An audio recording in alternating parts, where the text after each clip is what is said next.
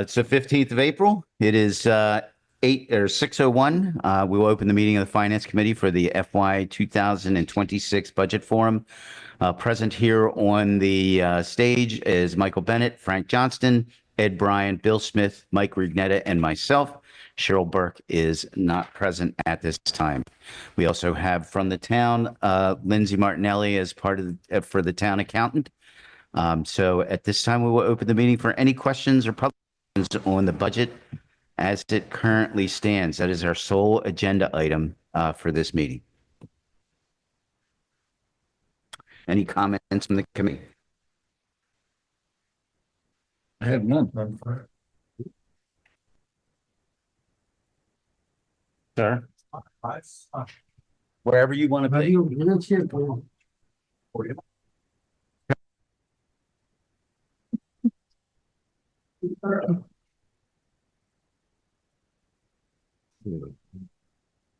So you guys aren't able to see this. That doesn't make sense. We are not. Okay. Yeah, I don't think we need to.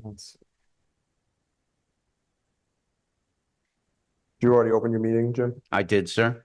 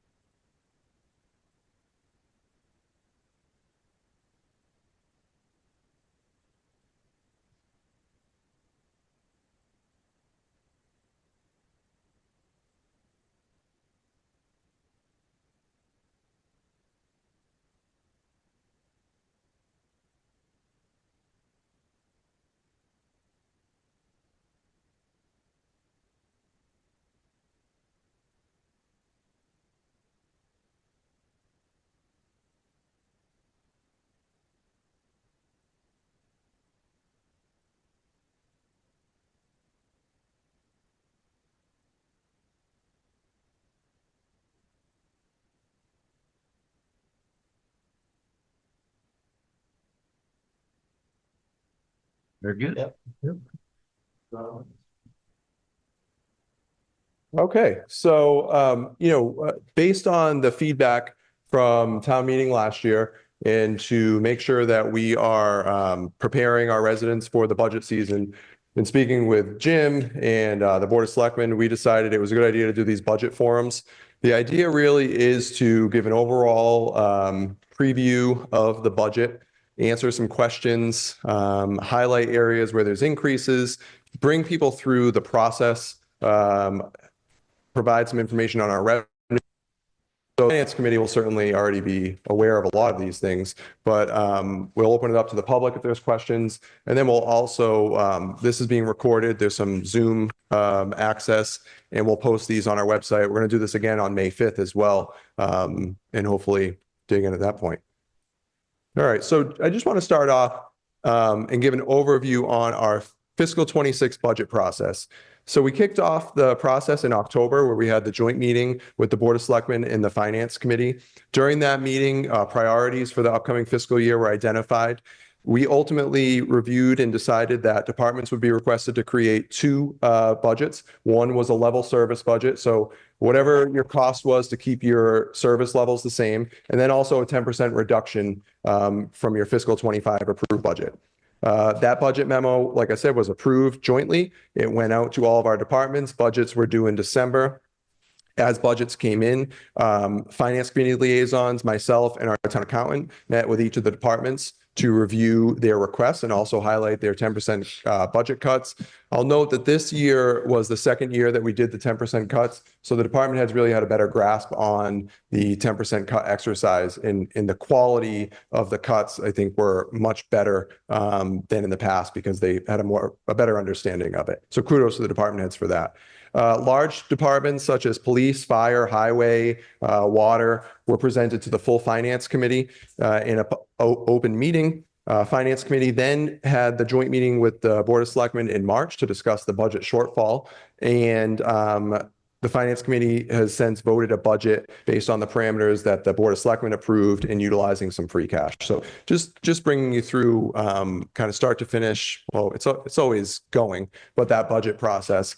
Behind the scenes, what is occurring is, myself and Lindsay, the rest of our financial team, we're consistently reviewing our revenues. So what we've taken in year to date, we're projecting what we anticipate coming in for fiscal 26.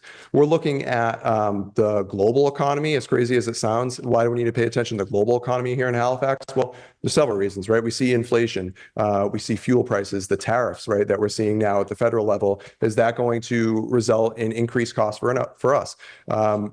There's recent ratings by some of financial firms. Goldman Sachs, I think, came out with a 35% chance of a recession in the next year, right? So what happens if a recession hits? What does that mean for our local revenues? Well, people may not be going out to eat as much, right? People might not be buying as much marijuana, as crazy as that sounds. Those are the things that we have to take into account in our revenues and our revenue growth.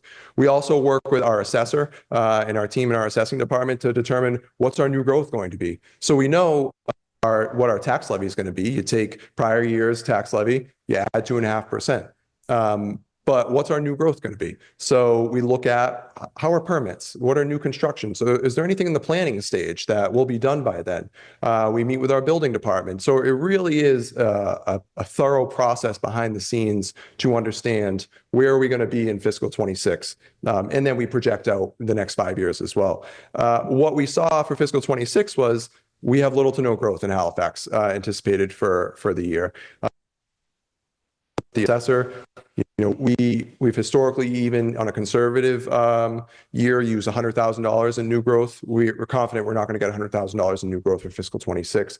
We used $75,000, which I think was a good move. And speaking with our assessor just last week, we're still a little bit under 75. There's still some things coming in, but 75 is a good number to use.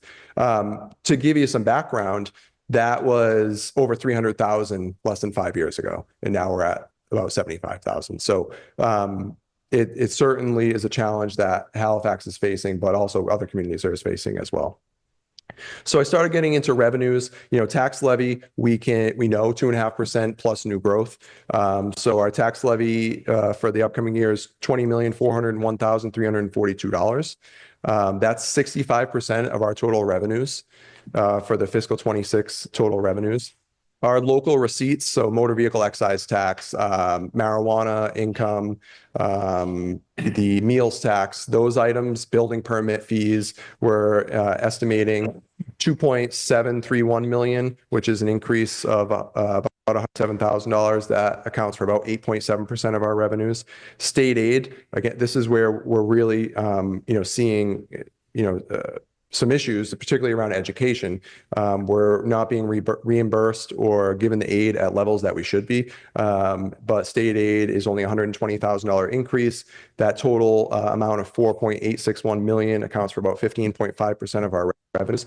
We have our enterprise funds, which is our water, our water and our salt and our cable TV that just serves as basically a push through. Our excluded debt. So this is debt that we have on the books that comes directly off the tax levy. So whatever the debt payments are is what gets assessed to the taxes. As that decreases, the tax amount decreases. So as our excluded debt decreases, it doesn't open up those funds for availability in the rest of our budget. It just falls off the tax bills of the residents.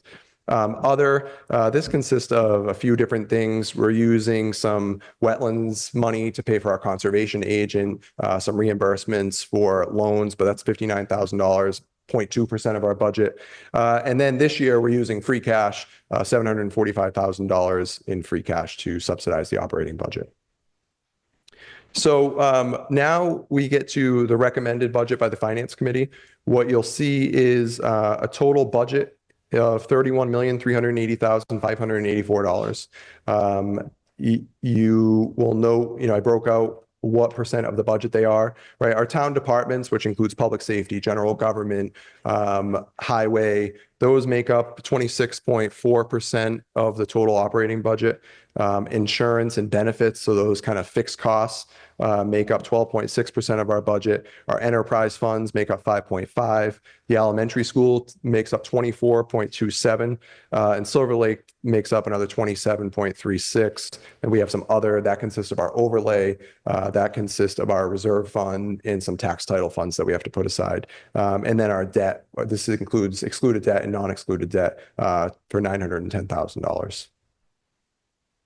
Key budget factors, obviously I mentioned our Chapter 70, which is our state aid regarding education, is only a 1.14% increase using the governor's budget from fiscal 25, or $40,725 total there, as I mentioned before. You can see the new growth in town over the past few years. And then if you go back even into fiscal 20 and fiscal 21, that's where that over $300,000 is what we were at. Cost of education, over an 8% increase, 11.63% for Halifax Elementary School and 5.6% for Silver Lakes assessment. Almost an 8% increase in our Plymouth County retirement and another 8% increase in our health insurance costs. As I mentioned, the Board of Selectmen and Finance Committee did vote to recommend and to utilize free cash to support the operating budget this year. That was not recommended by myself and our financial team. The town relies on the free cash to fund capital items, and without that, we would not be funding all of our capital items. It also creates a fiscal cliff in fiscal 27. But there was $745,000 used to subsidize the operating budget. We did remove the new ambulance, a police cruiser, and repairs to the blacksmith shop from the capital plan. In addition to the use of free cash and our other measures, there will be reductions in staffing in the administration and selectman's office, building maintenance, and the library. And then Halifax Elementary School also had to make several reductions from their initial requested budget. So now, this is where I think we get into the budget itself. And I'm not going to read every single budget line by line, but I really wanted to, the point of this is to prepare people for a town meeting, allow questions, point out places where there's increases, and try to explain why those things are increasing beyond a normal amount. We have a lot of contractual wage increases, so I'm not going to get into wage line items, but everything else I'll certainly dig into as far as increases and even decreases. So, the first significant decrease would be in our selectman clerical. That's as a result of eliminating a position due to the budget constraints. Our legal account is a request increase of $30,000. The reason for that is twofold. The first is we are anticipating some potential litigation regarding the MBTA zoning, which the town is not in compliance with. And the second is we're going into a contract year with 5 of our 7 unions. So we're planning to have to negotiate 5 collective bargaining agreements in fiscal 26. With that, Labor Council has to get involved. We do a lot of it in-house, but there are certainly times when Labor Council has to be involved. So between those things, a $30,000 increase was at the minimum warranted. Next large increase comes into IT expense, which is the $30,000 increase. This is, again, twofold. A lot of it is most of our software contracts are a 5% increase annually. That's even with using the state contract or looking at various vendors.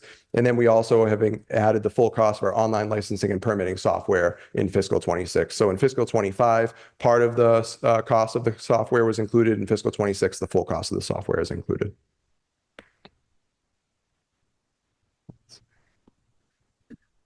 Going down, really the only other large increase in the general government is in our recruitment and employment costs. That's a $10,000 increase.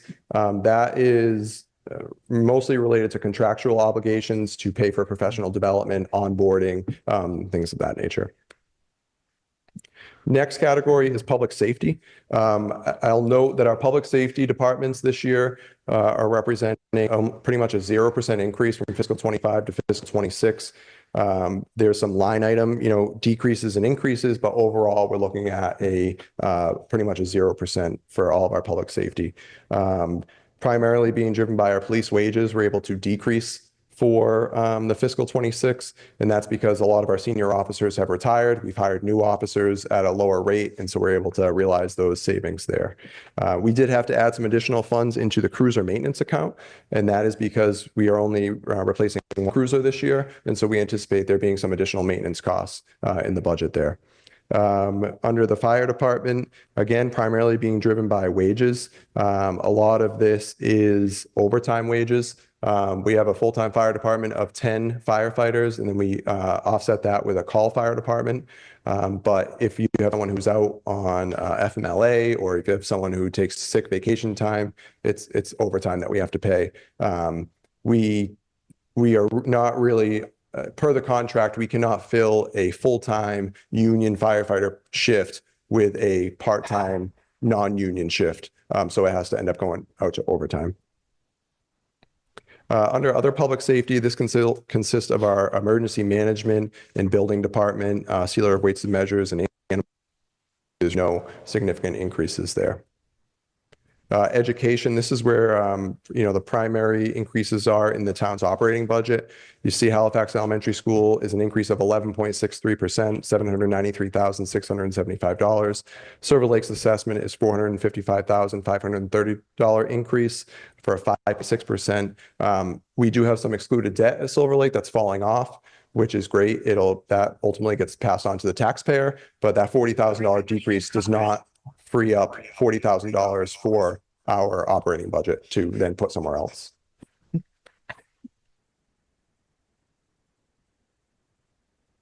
Wages, the number looks larger because we moved several $1,000s out of the cemetery wages into the and that is primarily because they shouldn't have been there initially.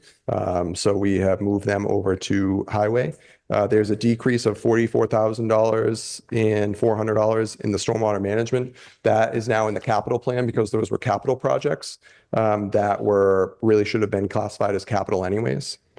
So you actually have a decrease in our total highway budget.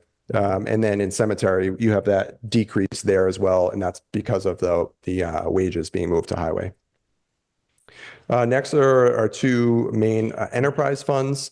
So one thing to note with enterprise funds is they are not funded with the tax levy. They're not funded with our general operating revenues. Enterprise funds, you can kind of think of it like a business. So from fees they take in, the revenue, they have to self-support costs. So the water department, for instance, the fees that they collect through the water is what they utilize to fund their operating budget. The only really noticeable increase here is interest on temporary debt. So we had not previously budgeted for interest on temporary debt, but we have some temporary debt with the water department and we need to budget for that. So it's about $60,000. We actually just sold the band today. So I think it's actually going to be less than 60, but we'll keep the 60 in there just to be safe.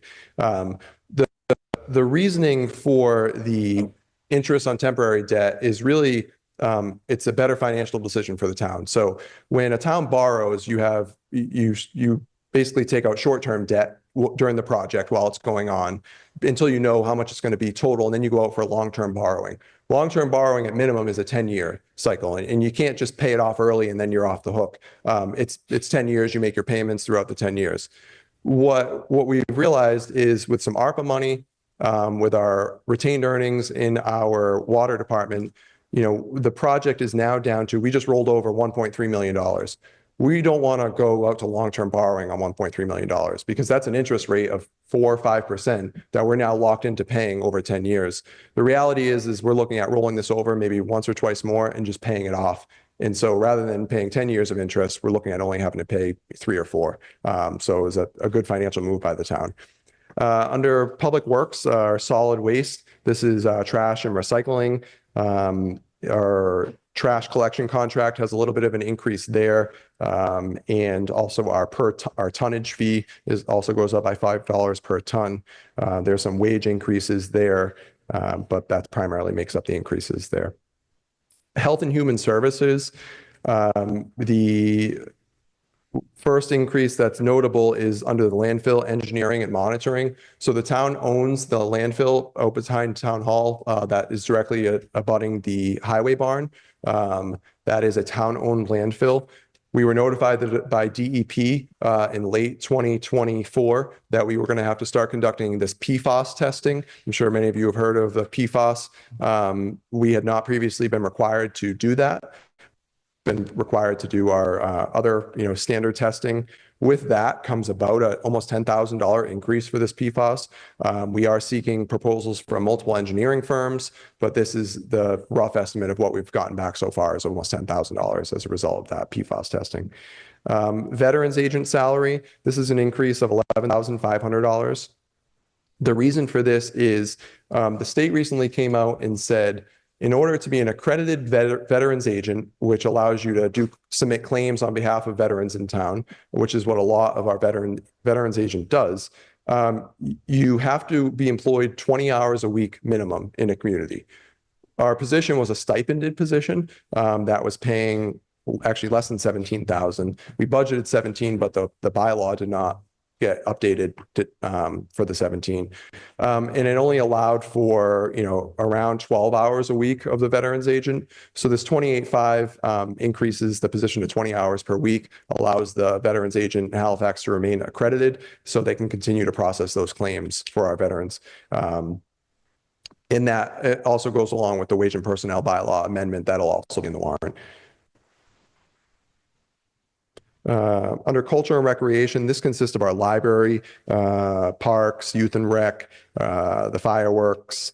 There's really no significant increases. You actually have decreases. I mentioned we're going to make some reductions at the library in staffing as well as in their expense account. So that is recorded here. Debt service. This is again, our debt that we are on a schedule with.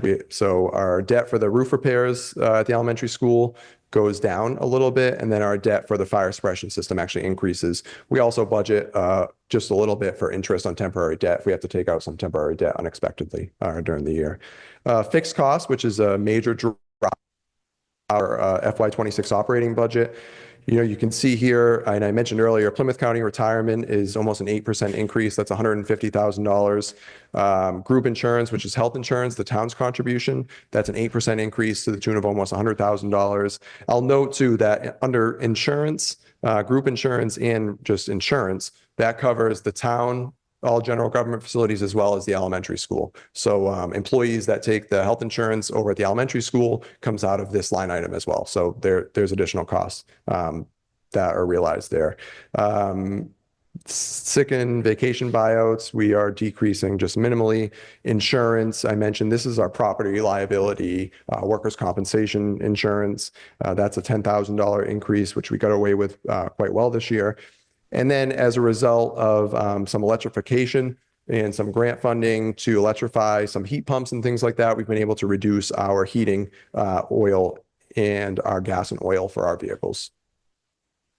So, with that, I'll open it up to questions. I think one important thing to make note of, and Sarah and I actually had this conversation recently, is, we recognize that costs are increasing for everybody, right? You're all seeing it at home, and the town is certainly seeing it. One thing that is really important to note is, unlike at home, where if you want your heating bill to be a little bit lower because you need to, penny pinch a little bit this month, you can turn down your thermostat and throw on a sweatshirt. Or, you can do other measures. We don't have that flexibility within a municipality. So we're legally obligated to keep our buildings within a certain temperature, right? The school has to be a certain temperature between the certain times of year. We're really guided by Mass General Law. And so we don't have that ability to just make those small changes that may go a long way, but we aren't able to. So with that, I'll open it up if there's any questions. Anyone on the Finance Committee have any questions? I have one question regarding the PFAS. Sure. Is this a one-time increase, or is it going to be every year? It's annual for now. Okay. At least for the next few years. After they review a few years of sampling, they may not require it annually, but at least for now, it is going to be annual. And it's 10,000 approximately per test. We have to do it twice a year. We have 8 wells, I believe, and so it ends up being right around $500 per sample per well. Per testing. So it's about, give or take, about $4,000 per every 6 months. So about eight to 10,000 a year. Like I said, we're still working on securing the contract for that. but those were the numbers that a couple of firms had given us. Sure. Thank you.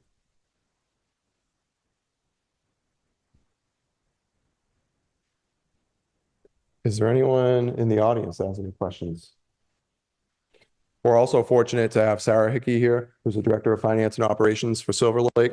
So if there's any particular questions regarding the school, Sarah would be able to answer them.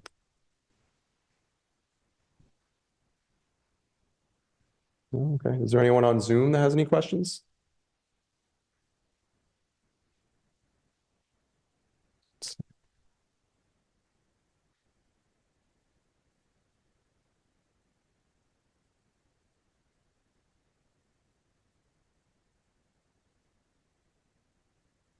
So if anyone has on Zoom has any questions, if you want to just raise your hand and then we can ask you to unmute and speak.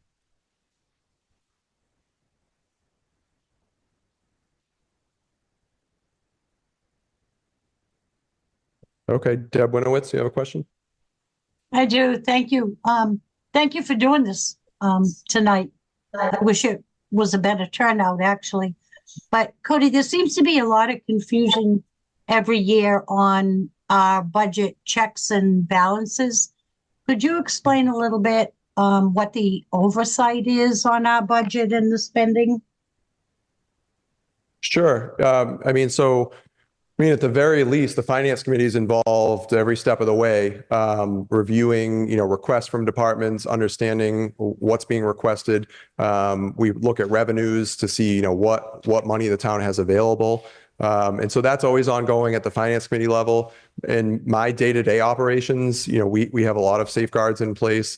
The town adopted, I think about 2 years ago, a purchasing and procurement policy, which requires purchase orders for everything over $2,500. So there isn't a purchase being in town over $2,500 that doesn't come across my desk. And that's being reviewed to make sure we're following proper procurement, but it's also make sure that we have the money and that we're really making purchases that are necessary and align with what was approved in the budget. And then I think ultimately town meeting is the one that appropriates the tax dollars, right? So if the appropriation doesn't occur at town meeting, it ends there. So town meeting really has the ultimate say in the appropriation of funds. And then once they're appropriated, the day-to-day operation is really something that I'm overseeing with our financial team, but then also the finance committee meets regularly to oversee, expenses as well. And they review monthly budget statuses to see where it's been spent, potential issues, and we try to get ahead of them as soon as possible. Thank you. You're welcome. Any other questions on Zoom? Jonathan Seelig. Hi, Jonathan Seelig, 86 Stonyware Road. Cody, I was just wondering if maybe could you go over the process during town meeting with the budget, like the whole process? And I think it'd be good for folks to hear basically if they had any questions on any specific line items, how to raise those. Sure. So the moderator has historically gone line by line. So you saw in the presentation tonight, those are the lines that you'll get in your warrant with the prior year figures and then the recommended amount by the finance committee for fiscal 26. The moderator will go line by line within each section of the budget. And if there's a hold, someone will yell hold, and then we'll come back when we get to the bottom of each section and allow whoever had the hold to ask those questions, and we'll try to get answers to those questions. And then we'll vote those groups together once the holds have been cleared. Thank you. You're welcome. Any other questions on Zoom?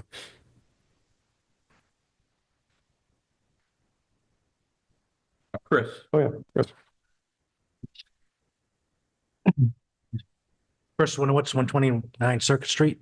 Just with the previous subject you was talking about, maybe you can clarify that in history, we've always taken blocks to explain to people of the line items of the budget and then take a hold if anyone had a question, but we'd vote whole blocks in it instead of reading every single line item and potentially being there for hours. Maybe you can explain why we've done it that way.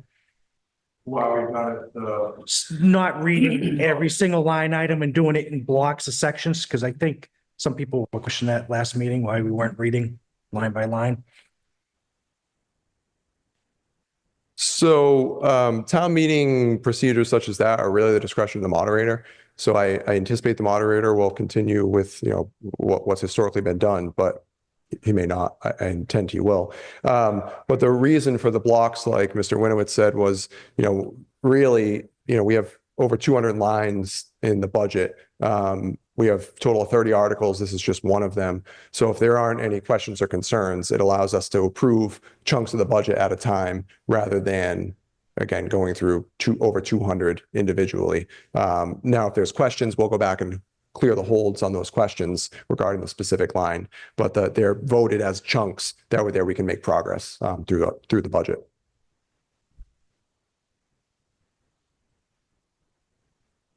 Any other questions?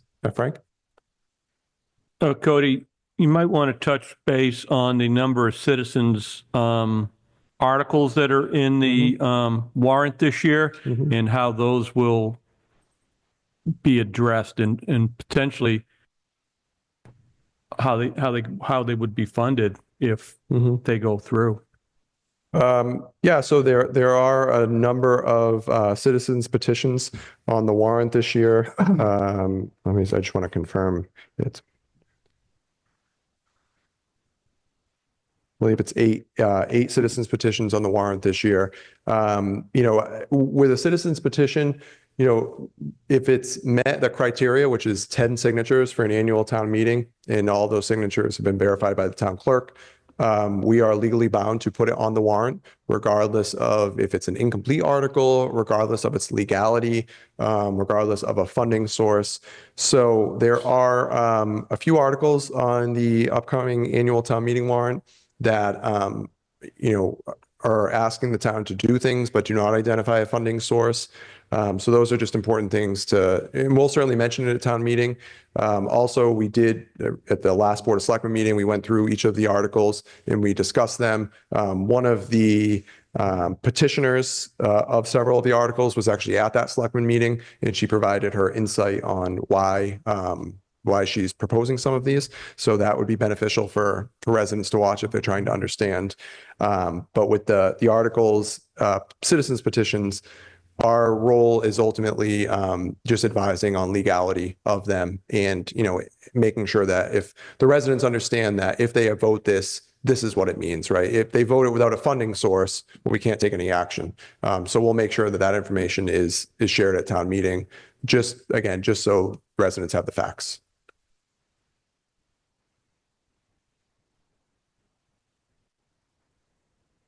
Any other questions? So I anticipate, again, we're going to do this again on May 5th. If anyone has feedback of, how we can make this more beneficial, love to hear it. Naturally, I think that May 5th be attended at a little bit of a higher level because everyone will have their warrants by then. It's a week before town meeting, so people might be a little bit more engaged. But, we appreciate everyone jumping on tonight that did. And we appreciate anyone that is looking to learn more about the process and everything that's gone on. My office is always available. So if anyone has questions between now and then, please reach out. We want to try to make sure that you are as educated and understand the process and the budget as much as possible prior to town meeting. And hopefully it allows for town meeting to go off seamlessly and we're able to get it done in one night. That's the goal.